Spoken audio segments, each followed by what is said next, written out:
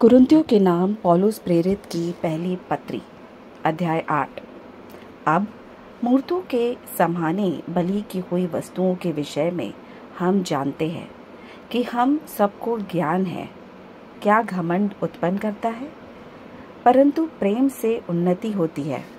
यदि कोई समझे कि मैं कुछ जानता हूँ, तो जैसा जानना चाहिए वैसा अब तक नहीं जानता। परंतु यदि कोई परमेश्वर से प्रेम रखता है तो उसे परमेश्वर पहचानता है।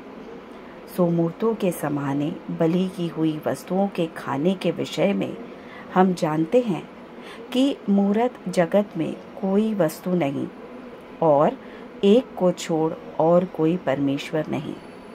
यद्यपि आकाश में और पृथ्वी पर बहुत से ईश्वर कहलाते हैं, जैसा कि बहुत से ईश्वर और बहुत से प्रभु हैं, तो भी हमारे निकट तो एक ही परमेश्वर है, अर्थात पिता, जिसकी ओर से सब वस्तुएं हैं और हम उसी के लिए हैं।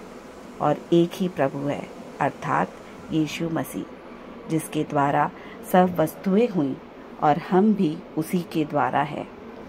परंतु सबको यह ज्ञान नहीं, परंतु कितने तो अब तक मूरत को कुछ समझने के कारण मूर्तों के समाने बलि की हुई को कुछ वस्तु समझकर खाते हैं और उनका विवेक निर्बल होकर अशुद्ध होता है।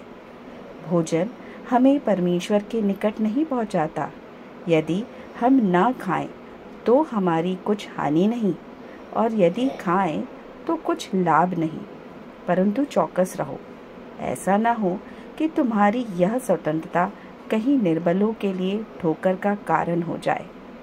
क्योंकि यदि कोई तुझ ज्ञानी को मूरत के मंदिर में भोजन करते देखे और वह निर्बल जन हो, तो क्या उसके विवेक में मूरत के समाने बलि की हुई वस्तु के खाने का हियाव न हो जाएगा?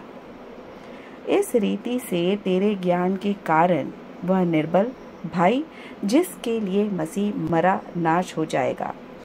सो भाइयों का अपराध करने से और उनके निर्बल विवेक को चोट देने से तुम मसीह का अपराध करते हो।